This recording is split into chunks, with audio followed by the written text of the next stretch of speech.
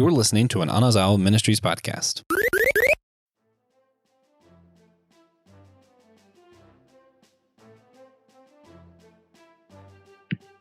Do you have the desire to be lifelong friends with a whale? What about being deceived for the sake of one night of happiness?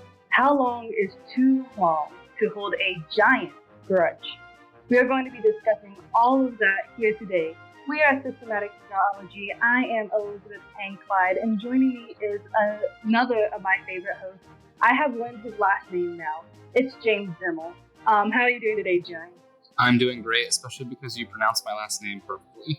Yes, because I have you saved in my phone as James Podcast. So the last time I was like, NJ, yep, don't know your last name, but now I know.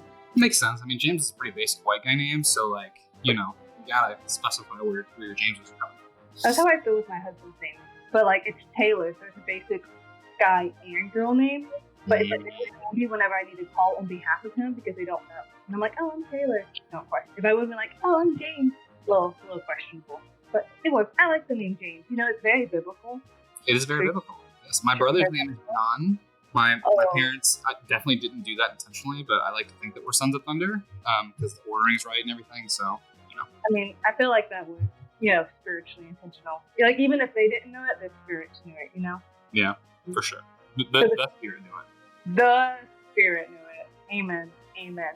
So, what have you been geeking out on, James? Okay, so over the last couple months, I've been super busy, so I haven't been geeking out on much, but I spent a lot of my early summer obsessing over Tears of the Kingdom, the new Legend of Zelda game, and just lost in that. I finally completed the story.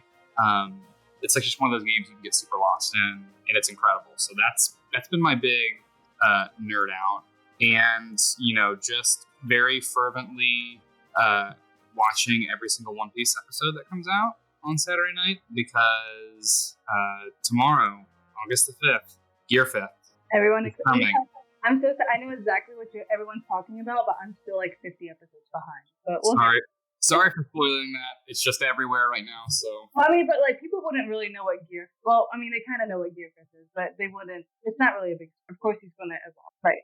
I've been geeking out on just a lot of romance manga. So I just got back from New York this week, and so I was there for about 2 weeks, and I'm a helpless romantic. Everyone knows this. And so I was just really missing my husband. So I was trying to fill all. I read so much romance manga, and I was just like, I miss Taylor so much.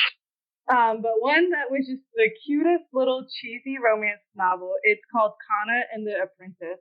And it's literally, her dad is a carpenter, and he's this manly, macho person. And of course, he loves his daughter, and he takes on an apprentice. And he's like, no dating, because you have to focus on your workmanship and blah, blah, blah. And of course, they end up falling in love. But then they didn't do what we would always think, where they secretly date. They were upfront and honest, and they try to win the dad's approval. And his dream is he was an orphan, and so he actually met the dad as a kid when the dad was at the orphanage doing some construction, and the dad built him a little toy house. He's like, one day you can grow up and build a house for your own family. He's an orphan, and that's been his goal. It was just, and he did build that own house for his family. He built that house. I love that because it's not super over the top. No, it's very practical. It's not something that could actually happen. Yeah, it's not the most popular guy ever somehow notices the shy, sweet girl and blah, blah, blah. It was just such a lighthearted read, and I did not get any sleep. And I pretty much read, because manga is manga, so it's just, a lot of it is the same story, just rewritten. I read pretty much so many of those little 30 chapters, so, but it's good. And I'm home now with my husband. Thank you very much.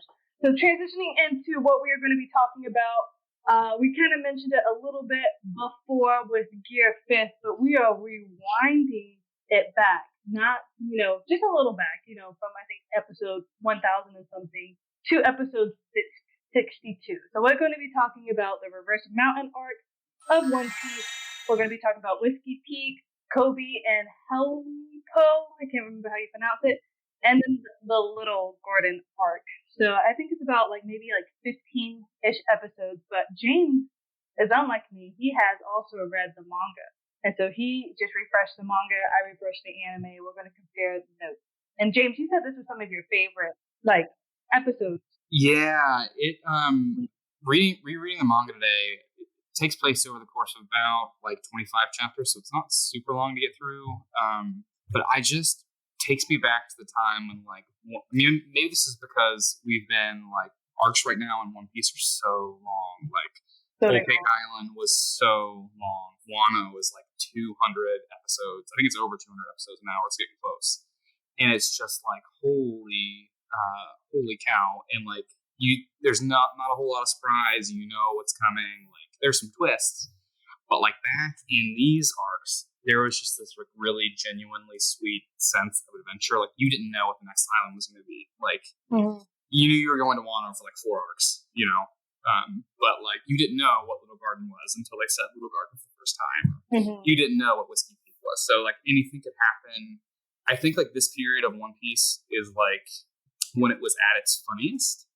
So just like some super hilarious moments across these couple arcs. So it was really fun to revisit and go back and get lost in it. I feel like even the character development too is really getting established. Because we'll talk about Reverse Mountain in a little bit, but when I was rewatching the anime, Sanji was actually holding a gun. And I'm like, Sanji with a gun? I'm like, wait a minute.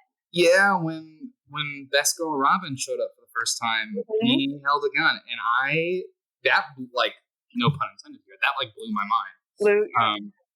I did not, I was shook when I read that. Because that was in the manga, too, so I was shook. Cool. Yeah, the Reverse Mountain arc, that's when they just pretty much got up the mountain, defied death, and that's when they meet Lapoon. Is that his name? Lampoon? Lapoon? I've heard Laboon or... Laboon. I knew Lapoon was... Like, it didn't sound right. I was watching these episodes, kind of listening to them while I was in excruciating pain getting new tattoos. So, the hearing was a little off. But, Lapoon. And that was really a sad arc. Like, those 2 episodes, like... I just don't understand. Like, you didn't really need them at all, but it was important because it's going to be referenced in down the road, but we won't do spoilers. Because remember, Lapoon was a whale that was left behind another cruise ship. And they was like, we'll be back for you. And they never came back.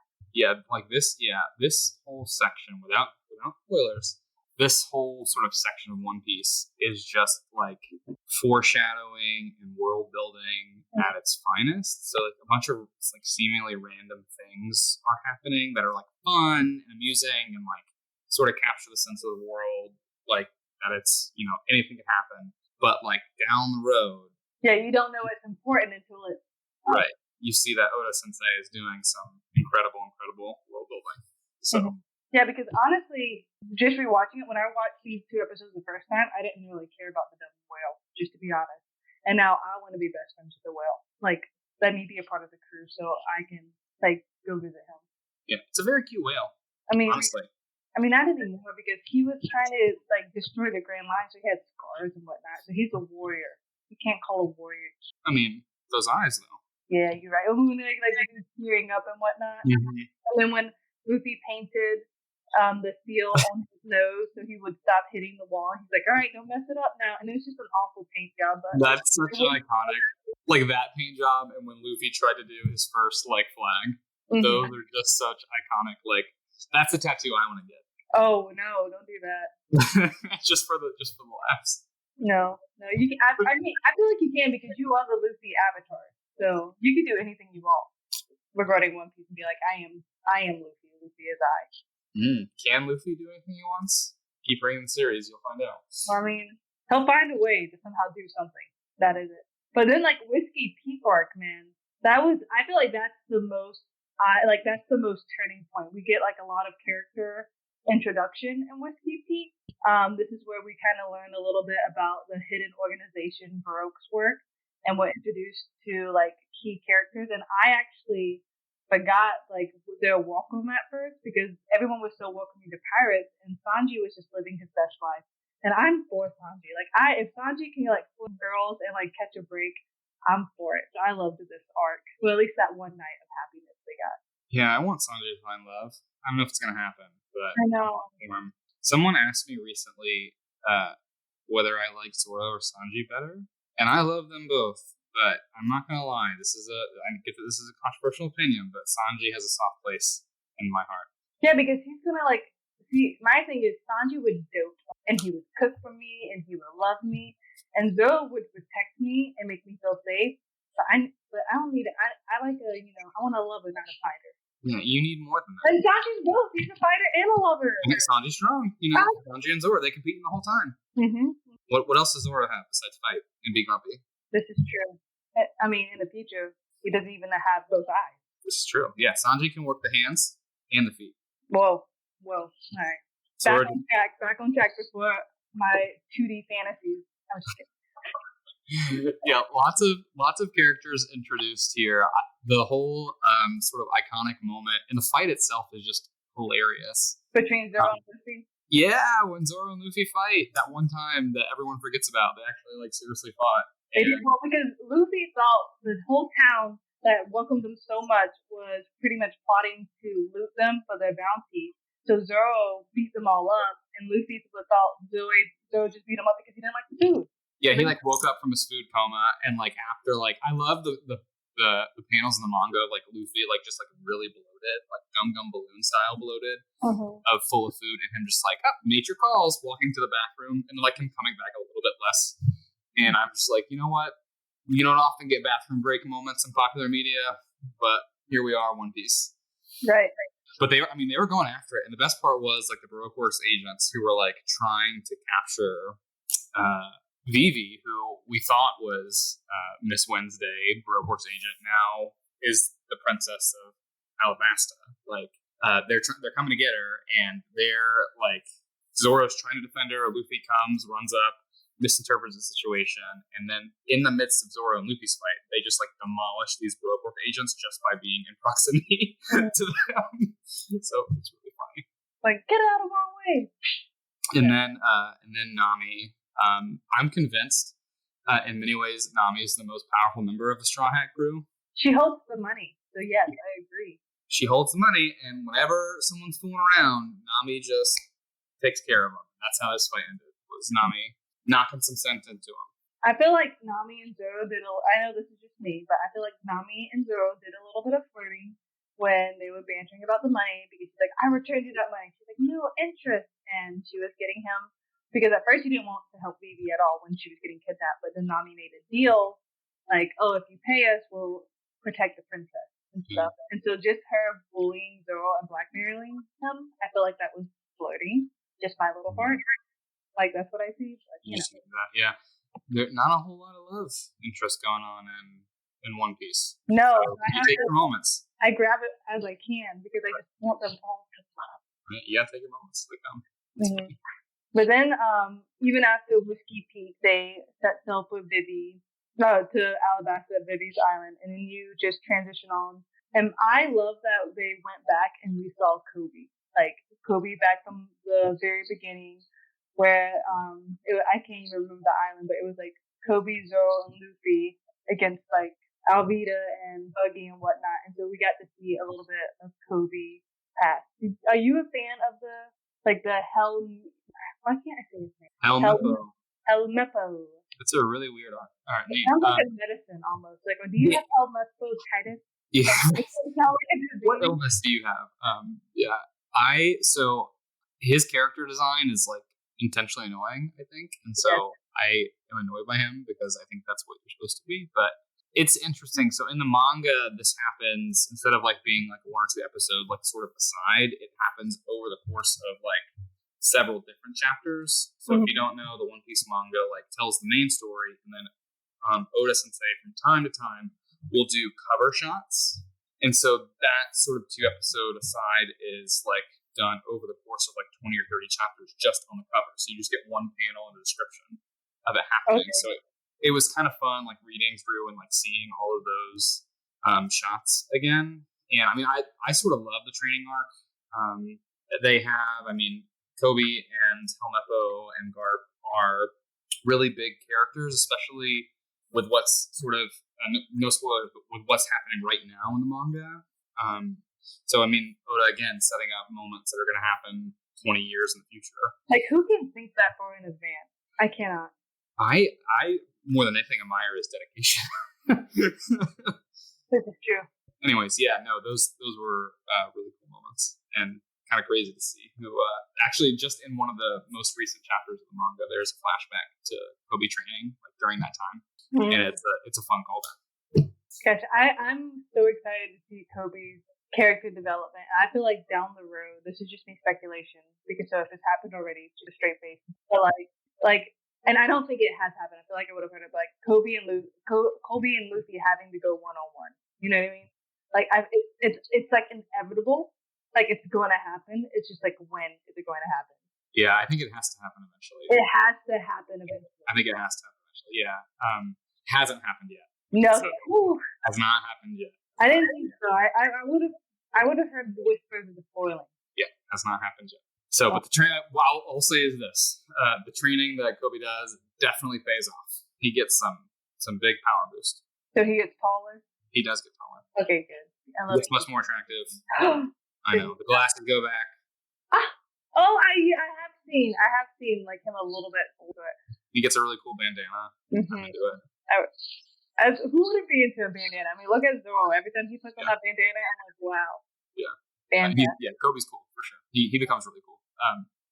But we didn't even mention out of Whiskey Peak. I'm not saying to our systematic geology listeners that I have a manga or anime crush. I'm not saying that. I'm also not saying that if I did have one, that it would be Nico Robin.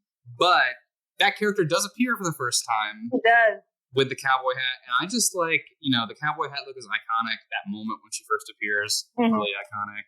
And, there's this whole big mystery about like, because she kind of helps them or like tries to help them out. But she's like the co-chair of this like evil organization. Well, especially because her powers. Like we know her powers now, and so but at that time you don't know her powers at all. Right. And so I'm like, oh, I see how she did that now. Oh, I say, oh, it makes sense now. And I totally forgot about the moment, like, she uses her powers to grab the straw hat and put the straw hat on. And, like, we should have known. Like, when a character grabs a straw hat and puts a straw hat on, at least a female character in One Piece, like, that person is, let's just say, an important character for the future of the group. Right. So that was a cool moment. Yeah. And, like, I completely forgot about this, but she, like, rode this turtle thing. Like, this giant turtle. Like, Luffy, like, takes a moment to note, like, oh, that's a cool giant turtle. She's riding on, and I just I had questions because I have not seen this giant turtle since. I have questions about the otter and the vulture, like the unfortunate is what they're called with Yeah. And so they report everything pretty much to the head person, Mr. Zero, as we know, his like code name. Right. But, like, so are they like, because they don't talk, so they're not from like they're not minks. Yeah, that's what they they don't look like minks. They could be like devil fruit users, but I don't think it's ever really explained. I don't think so. To be honest. And I'm like, what the heck is wrong with them? I guess like there are a lot of animals, creatures in the One Piece world that seem to have intelligence. Yeah, like, intelligence. Even with like pets and whatnot. Like, I mean, you look at the lions and Wano and whatnot. Right. Like, yeah, and like the like even the dog in like the Orange Village arc, where they fight Buggy and like the dog's defending them. So I mean, it makes sense, but I got some questions. If we're pondering questions. Yeah, that's fair. A lot of unsolved mysteries of One Piece. But I mean, it's not going to give any spoilers, but there is that giant aquarium. Remember, like in the lair that maybe the turtle went there. Yeah, I forgot about that. Interesting. So we're just speculating here. Like, okay, now I'm gonna read through for glimpses of the turtle next time I read through Alabasta. Do it. Oh yeah. We learned about Alabasta this time, and what I love about the Grand Line, I thought about this the other day. So each island has its own. Each island has its own climate that doesn't make any sense. So one might be snowy, one might be tropical, and this is the very beginning, but it's not really a spoiler that we've learned. Like, each island has its own personality. So I feel like the Grand Line is pretty much Epcot of Disneyland, if you kind of think about it, because like it goes so many different places, and you're like, oh, let me do this. Oh, let me experience this culture. Oh, let me do.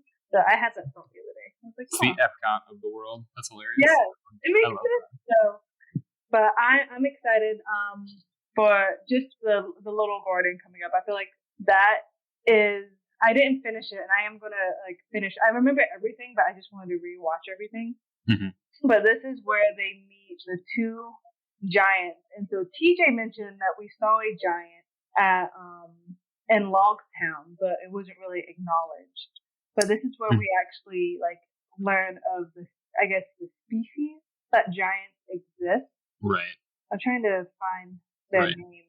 I had it on my app, but pretty much the two giants. One's name is like Brody, or one starts with a D. I can't remember it. Dorian Broggie. There we go. Thank you. So Gotcha. they're pretty much, so they get onto this island, and it's a giant jungle. So this is, I always refer to it as the Jurassic Park Island, because this is where dinosaurs happen. And so we kind of learn out of all like these orcs. This is like the episodes of like 7.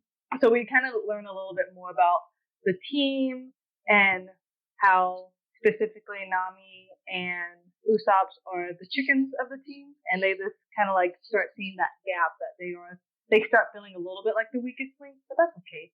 My favorite is like this, the people literally choose sides because the two giants are doing this feud for over 100 years, this giant feud, and they don't even know what it was about at all. Have you ever had that where you like was fighting with someone or had a like communication and you just forgot why you were mad? Trying to think. Probably. I think I've had fights where it's like you fight for so long that like the original issue just seems like stupid. Like, why did we even get in this fight in the first place? Mm-hmm. You know, and like a lot of times with fights, this is my pastoral counseling coming in. A lot of the times, the fights that we have are never really over the issues that start them or that spark them off. It's always something else under the surface. Mm-hmm. So for them, like they can't, like the issue is not whatever like thing actually caused this feud. The issue is their pride and their honor, right, has been offended and upset. Yeah, and the sad thing is they were like the best friends. Like they were besties for like ever, and they can't even remember why they were mad. And so it ends up where. Like, because the crew went to split up to find food, and it's kind of funny because it foreshadows who Sanji and Zoro was like, I'm going to find the most meat. No, I am. And so, with everyone split up, some of the crew chooses one giant side, the other crew the other giant side. So it's just kind of like, I mean, in every fight, you gotta get your crew. You gotta pick sides. This is true, yeah. And then it's fun how they come together, and then the mystery of who laced the ale with explosives. Which was Brooke's work, you guys. Our Luffy would never. Would definitely never. But he was just punched in the face. Yeah, he was punched in the face, right? Luffy's not sneaky. There's no deceit there. Yeah. But they don't know that. They don't know Luffy. Yeah.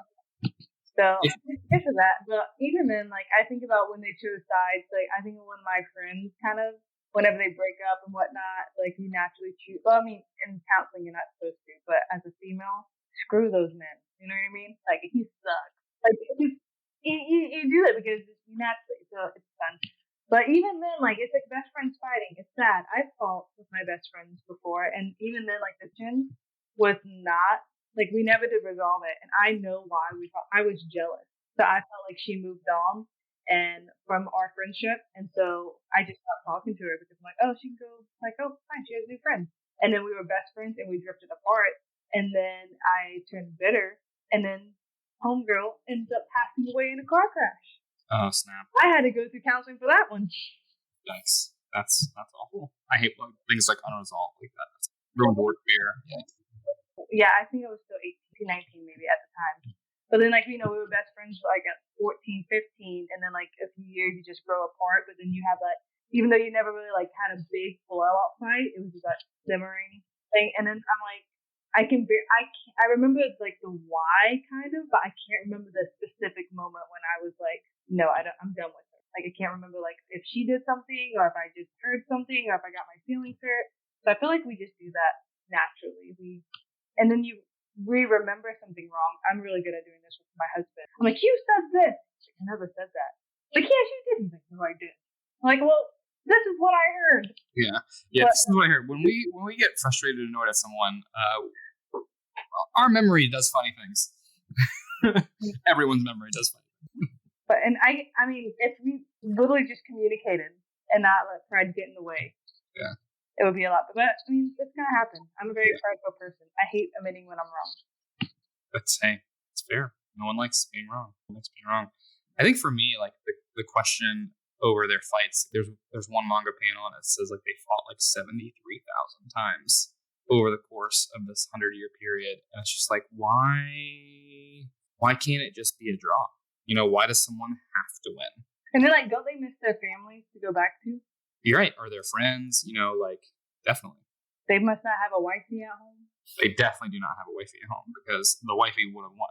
The wifey would have like came and like just dragged them off the island and be like, you done. Big facts. Like, well, you're done playing now. Yeah, they don't have a Nami on their crew. They need a Nami. Yeah. Nami would wall both of them. And when my husband was my fiance and he didn't check in with me, he's like, I'll call you at this time, blah, blah. And I was like living with his grandma next door. So like I could tell he wasn't home. I was like that kind of like psycho girlfriend. But he was like, I'm going to this game. I'll be home at this time. I'll see you when I get back. And he never did. And I called him and he wasn't checking in. And I called him and this was like now 1 a.m., 2 a.m. And I'm like, I'm freaking out. I'm like, and I go to worst case scenario. I was like, well, I knew he went to a football game. I literally went next door, woke his mother up out of bed, and we went and pulled him. I literally stood there and I pulled him off that football field. Wow. Because he was playing like frisbee or whatever. I was like, no. Wow. Like, this is stupid. You will communicate with me. Amen and amen. That's what Communication is important. The foundation of any relationship. Mm-hmm. It does.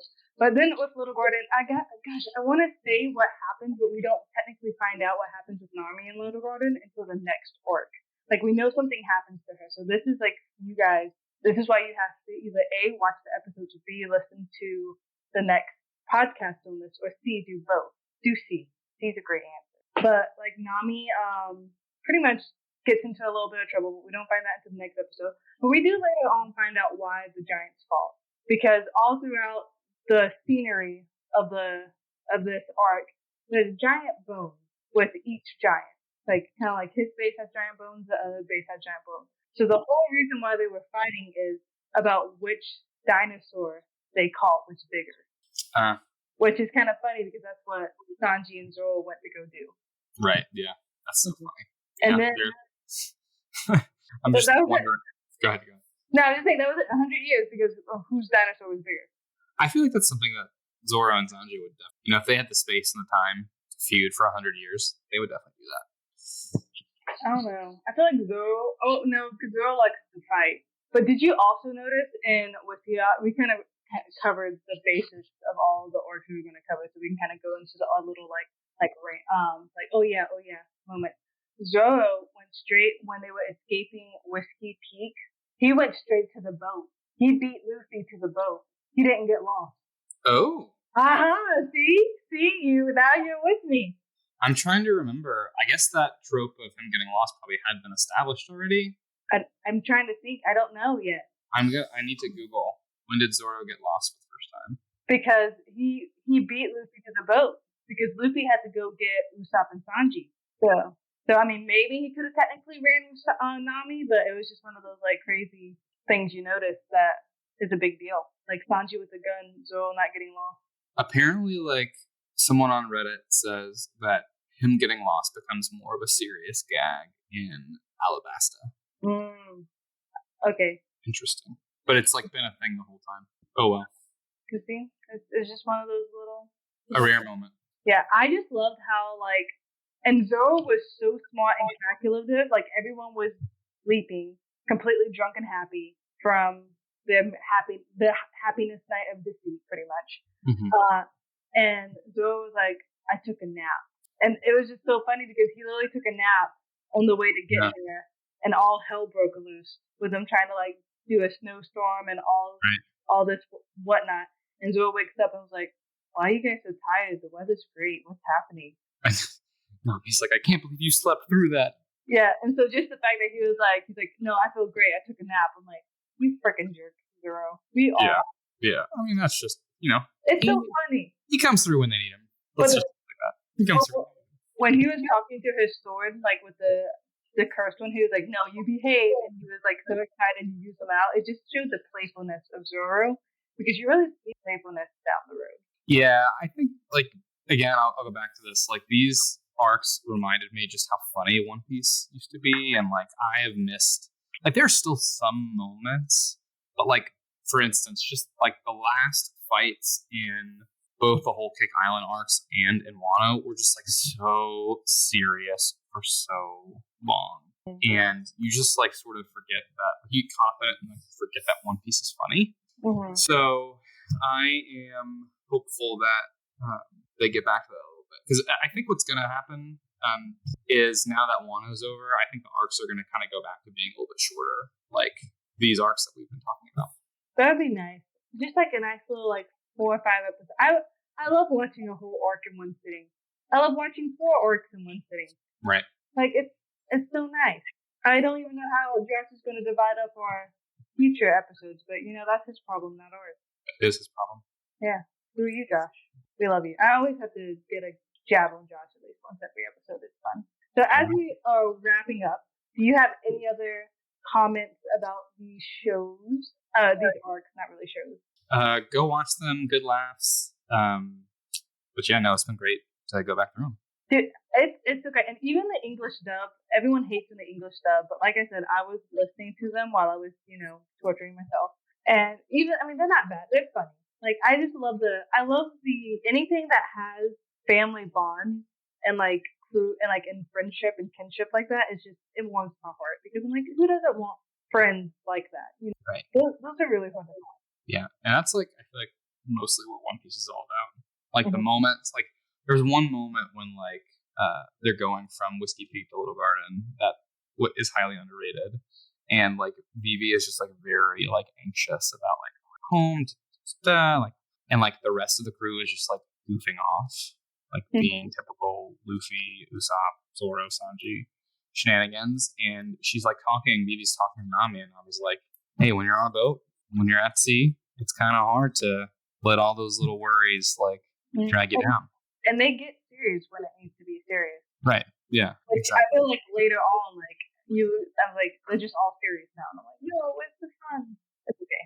But hey guys, if you enjoyed this episode, make sure you subscribe to our show on Captivate or Patreon, whatever platform you listen to. It would mean a lot if you could give us a like and review or a rating, whatever they're called.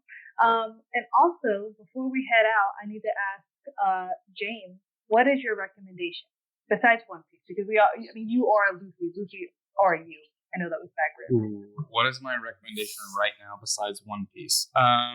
Gosh, I feel like I've been given the same recommendation for like months now. But if it's that good, it's that good. It's coming, y'all. The Ahsoka Star Wars show on Disney Plus is coming, and I am pumped. I am super pumped for it, and if you haven't watched Star Wars Rebels, now is the time to go watch Star Wars Rebels. If you are a Star Wars fan, you will love it, and it will validate me and what has been my favorite meme of the last, let's say, year.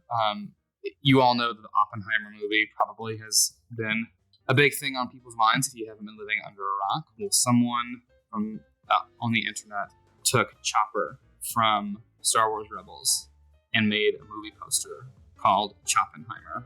And if you watch Star Wars Rebels, you will get why that's hilarious. And so you should watch Star Wars Rebels to understand my joke and that meme. All right, sounds good. So since I mentioned my tattoo a little bit earlier, I'm going to have to recommend, if you have not watched Hayao Miyazaki's Spirited Away, it's a Studio Ghibli movie.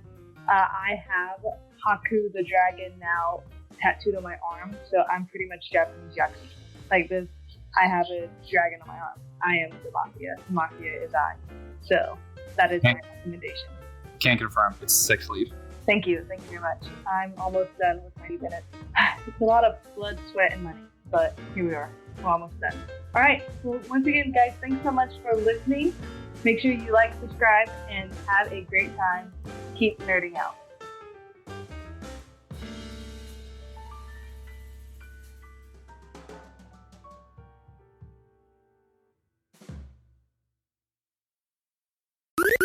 This was an Anazao Ministries podcast. If you enjoyed this show and would like to learn more about our network, be sure to check out the Anazao Ministries podcast network.